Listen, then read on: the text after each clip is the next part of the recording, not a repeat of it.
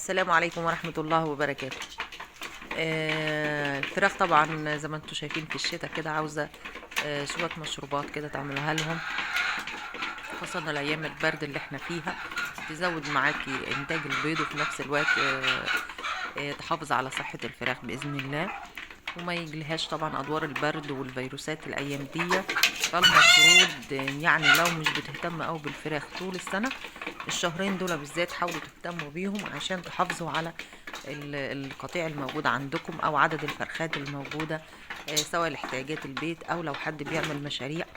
فالمفروض يهتم الأيام دي بالحاجات اللي يقدمها للطيور زي ما انتوا شايفين الخلطات، زي اللي انتوا شايفين الطبق ده بصل وجزر وشوية فلفل حراق، على شوية كركم، على ليمونتين، على كام فص ثوم. الحاجات دي وتفرموها وحطوها في أكل الطيور، أو اضربوها في الخلاط بمية وصفوها وحطوا المية في سقوة الفراخ، حطوها في السقوة شرب، والتفل اللي يتبقى من التصفية حطوه في الأكل.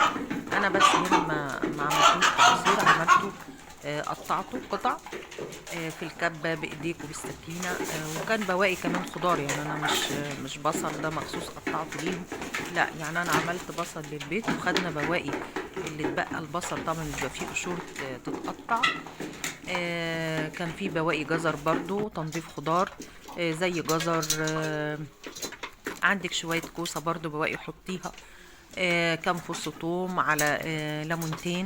قشور الليمون ما ترموهاش، حاولوا تحطوها للطيور برضو، قطعوها وحطوها للطيور.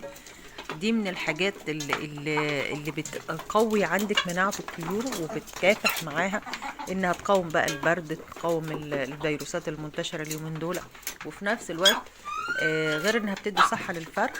فطالما الفرخ عندك فيه صحة، لو بينتج بيض هيستمر في انتاج البيض، مش هيقطع معاك بيض، لان طبعا الفراخ لما بتعي او بتتعب طبعا ما بيكونش فيه انتاج بيض، لما بيض قليل لان مفيش. ونهتم برضو بالمشروبات زي ما انتوا شفتوا المشروب اللي حطيناه دلوقتي، شوية قرفة على شوية الجنزبيل على حبة البركة على الزعتر. الحاجات اللي موجودة في البيت اللي احنا بنعملها لينا نعملوها للطيور برضو، لما تعملوا ليكم كوباية حلبة شوية جنزبيل بليمون اعملوا للطيور وحطوا في السقوة بتاعتهم. طبعا هو المفروض احنا المفروض يعني في الدين تهتموا بالحيوان او الطائر اللي هو ما بينطقش، بس زي ما انتوا بتهتموا بنفسكم تهتموا بالحيوان او الطائر اللي موجود عندكم، لان غير ان انتوا هتستفيدوا منه هتتحاسبوا عليه لو ما اهتمتوش بيه او سبتوه من غير اكل ولا شرب ولا اهتمام. تمام. طيب النهارده هنقول لكم زي ما شايفين المشروب ده اللي عملناه قبل كده، اللي هي شويه حبه بركه على شويه حلبه على شويه زعتر، بس ما كانش عندنا زعتر حطينا روزماري، وكان فيها كمان حبه قرفه، الحبه السوداء او حبه البركه، يعني الاعشاب اللي انتوا بتعملوها في الشتاء عموما حطوها للطيور عندكم، هتلاحظوا زيادة في إنتاج البيض، وتلاحظوا الحمد لله هتحافظوا على صحة الفراخ عندكم وما يجيلهاش أي فيروسات أو تعب أو عين. هنقول لكم النهاردة على إزازة دواء بشري حطوها عندكم للطيور، لو شايفين البيض قليل أو لو قطع بيض هتشوفوا نتيجة بإذن الرحمن، هترجع عندكم الفراخ تبيض تاني، وخاصة لو لقيتوا العرف بتاع الفرخة باهت، لو لقيتوا صحتها ضعيفة، لو لقيتوا انها خاسة، يعني ابتدت يعني تبقى مش باين عليها صحة ولا تغذية، استعملوا الدواء البشري ده. ايه الدواء البشري ده؟ بس قبل ما نبدأ نذكر الله، ألا بذكر الله تطمئن القلوب. اللهم صل وسلم وبارك على سيدنا محمد وعلى آله وصحبه أجمعين. اللهم لك الحمد ولك الشكر كما ينبغي لجلال وجهك وعظيم سلطانك، ما شاء الله لا قوة إلا بالله. اللي قدامنا ده اسمه بندكس. بندكس ده بتشتروه من الصيدلية، ده دواء بشري لعلاج أو شرب الديدان. عارفين شربة الديدان؟ احنا بنجيبها نحطها للطيور. ليه طيب؟ لان كتير من الفراخ لازم يعني طبيعي انها ممكن تعمل ديدان في الامعاء بتاعتها او الجهاز اللي يعني الهضم بتاعها عموما، بعد فترة، وخاصة لو بتكتروا من الاكل المبلول، الاكل مثلا يكون مش نظيف، لازم هتلاقوا فيه ديدان. حتى لو بتهتموا بالاكل ونظافته، ساعات في وقت معين بيبقى فيه ديدان في امعاء الطيور او الفراخ البلدي عندك اللي بتبيض. تمام. اما بيكون في ديدان، ايه مشكلة الديدان بقى؟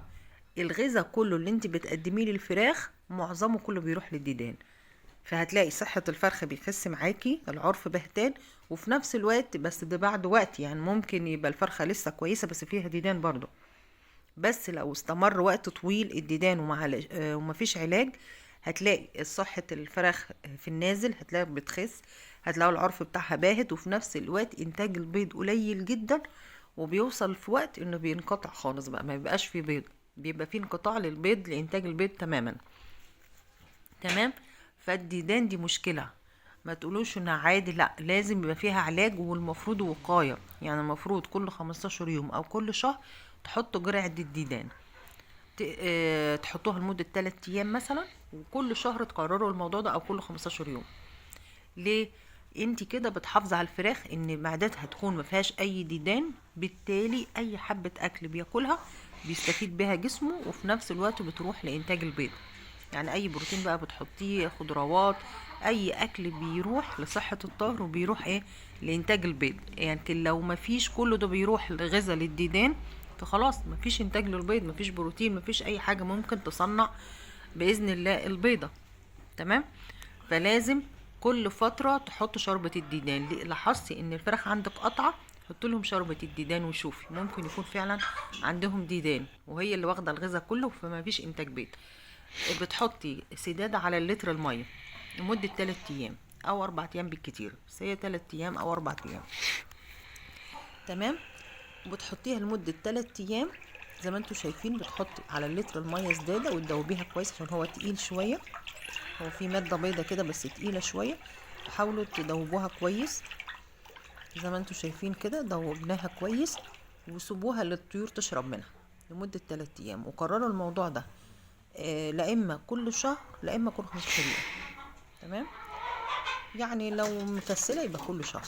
تمام. بس المفروض يكون في جرعة للديدان كل فترة عشان الفراخ عندك تبقى صحتها حلوة، تبقى العرف بتاعها احمر، يبقى الغذاء كله تستفيد بيه، يستمر عندك انتاج البيض باذن الرحمن، ما يبقاش فيه انقطاع للبيض، عشان ما تزعلوش ان انتوا بتاكلوا على الفاضي وما فيش اي انتاج. يعني اللي بيجيب فراخ في البيت زي ما احنا بنجيب كده، عاوز يلاقي في البيت بيضه، يجي يعمل بقى اي اكل يلاقي البيض للاطفال، عندنا نلاقي البيض احسن من البيض بتاع بره، طبعا ما فيهوش هرمونات، وفي نفس الوقت اوفر. يعني انت لو حسبت التكلفه، فانت لما تجيب 10 فرخات في البيت هو اوفر ليكي، هتلاقي انتاج بيض، وما تحب هتذبحي منها برضو. فتربية الطيور في البيت خير وبركة. ربنا يملى بيوتنا وبيوتكم كلها خير يا رب، ويزيدنا من عنده، ويرفع عنا الغلاء بإذن الرحمن، ويبلغنا رمضان لا فاقدين ولا مفقودين. اللهم آمين. احنا كل السامعين يا رب العالمين. السلام عليكم ورحمة الله وبركاته.